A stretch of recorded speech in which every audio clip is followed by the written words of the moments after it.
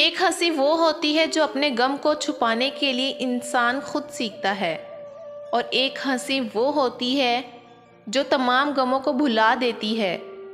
دعا ہے غموں کو بھلا دینے والی ہنسی آپ کے حصہ میں آئے۔ کبھی کبھی انسان کو دکھ اتنی اونچائی پہ بٹھا دیتا ہے، کہاں سے لفظوں، لہجوں اور احساسات کی ساری بستیاں صاف دکھائی دیتی ہیں۔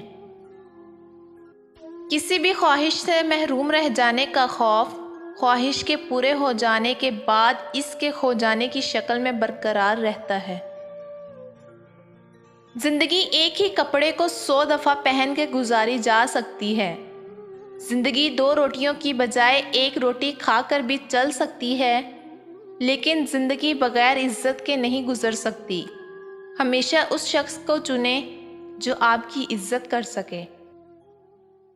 تہذیب ہی اجازت نہیں دیتی مجھے، ورنہ اٹھا کے منہ پہ دے ماروں لوگوں کا یہ گستاخ لہجہ۔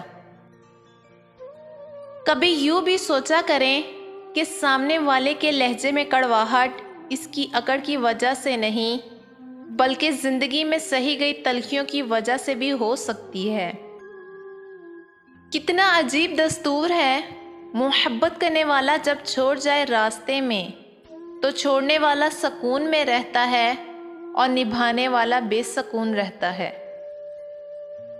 کسی کی زندگی سے نکل جانا اور بات ہے، لیکن اپنی جگہ کو بڑی آسانی سے پر ہوتے دیکھنا بہت اذیت ناک ہوتا ہے۔ خدا کی محبت کے علاوہ دنیا کی ہر محبت دکھ دیتی ہے۔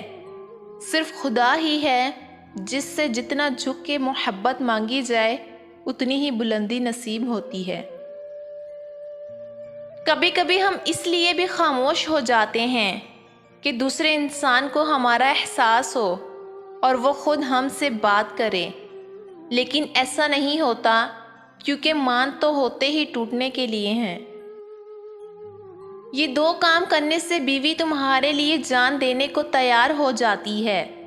اول مشکل وقت میں اس کے ہاتھوں کو پیار سے تھامنا، دوئم ہاتھ پکڑ کے چلنا۔